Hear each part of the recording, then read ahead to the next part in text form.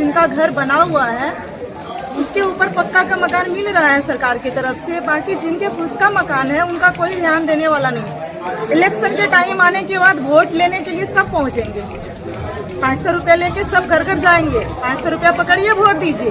खाली वोट ले जाता। बड़े बड़े मंत्री और विधायक को बड़े बड़े आवास जो है आवंटित करने के लिए आपके पास फंड है, लेकिन अबुआ आवास में गरीब को जो मसमात है, जो पूरी तरह से निसहाय है, उनको देने के लिए फंड नहीं है। गरीबों को कब मिलेगा अबुआ आवास? पोड़ैया हाट में ग्रामीणों का फूटा गुस्सा। नेताओं के लिए करोड़ों का बंगला, गरीबों के लिए सिर्फ आश्वासन। युवा समाजसेवी विक्रम सिंह का सरकार पर बड़ा हमला। नमस्कार, मैं राजू और आप देख रहे हैं दृष्टि दर्शन न्यूज। झारखंड में गरीबों के आशियाने और छात्रों के हक को लेकर अब जमीन स्तर पर आक्रोश बढ़ने लगा है। आज गोड्डा के पोड़ैया हाट प्रखंड कार्यालय में युवा समाजसेवी ठाकुर विक्रम सिंह के नेतृत्व में सैकड़ों ग्रामीणों ने प्रखंड विकास पदाधिकारी से मुलाकात की और अपनी मांगों को लेकर एक ज्ञापन सौंपा।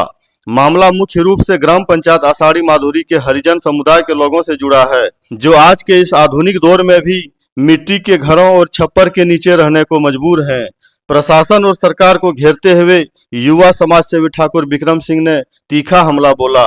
उन्होंने कहा कि एक तरफ झारखंड सरकार के पास मंत्रियों और विधायकों के ऐशो आराम के लिए उन्हें रहने के लिए करोड़ों रुपए की लागत से बने आलीशान आवास आवंटित किए जा रहे हैं, लेकिन दूसरी तरफ राज्य के गरीब और असहाय लोगों के लिए पिछले 2 वर्षों से अबुआ आवास योजना के तहत फंड की कोई व्यवस्था नहीं की गई। इतना ही नहीं, उन्होंने छात्रों का मुद्दा उठाते हुए कहा कि झारखंड के तमाम छात्र आज भी अपनी छात्रवृत्ति के लिए भटक रहे हैं, उन्हें समय पर राशि उपलब्ध नहीं कराई जा रही है। इन तमाम गंभीर जन समस्याओं की ओर ध्यान आकर्षित करते हुए जब प्रतिनिधिमंडल ने प्रखंड विकास पदाधिकारी से मुलाकात की तो उन्होंने मामले को गंभीरता से लेते हुए जल्द से जल्द उचित कार्रवाई करने का आश्वासन दिया। अब देखना यह होगा कि इन गरीब परिवारों को कब तक पक्का मकान मिल पाता है। इस मौके पर अपनी आवाज बुलंद करने के लिए मुख्य रूप से ठाकुर रंजन यादव, राकेश यादव, रीना देवी, उपेंद्र राय, सोनी देवी, रिंकू देवी, मंजू देवी समेत सैकड़ों की संख्या में ग्रामीण उपस्थित थे। गरीबों के हक और आवास की इस लड़ाई पर आपकी क्या राय है? क्या वाकई जमीनी स्तर पर योजनाओं का लाभ लोगों को नहीं मिल पा रहा है? अपनी राय हमें कमेंट बॉक्स में जरूर बताएं। गोड्डा और पोड़ैया हाट की तमाम छोटी बड़ी खबरों के लिए जुड़े रहिए हमारे साथ। Bureau report, Godda.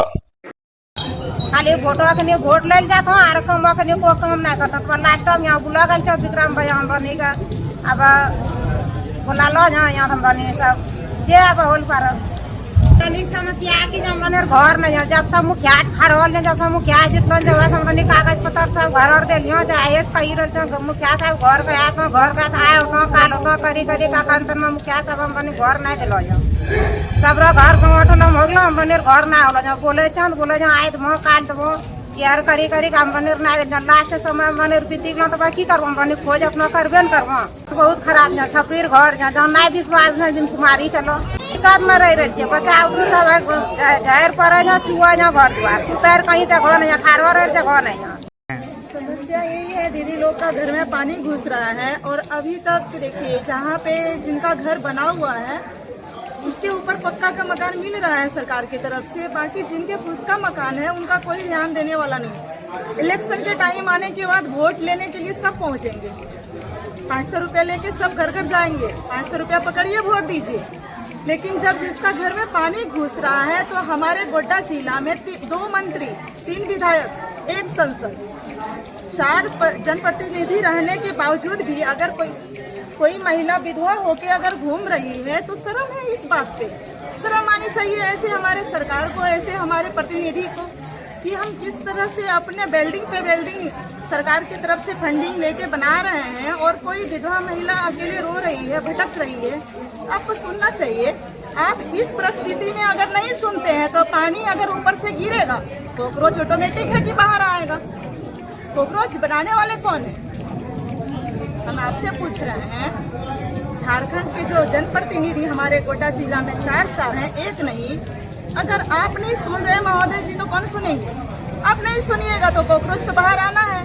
पूरा झारखंड में ही नहीं और पूरा देश में तो कॉकरोच आ ही रहा है। जैसे हर परीक्षा में लाठीचार्ज हो रहा है, लाठी खा रहे हैं छात्र, यहाँ पे बेरोजगार घूम रही है, महिलाएं भटक रही है, क्या चीज का सम्मान है?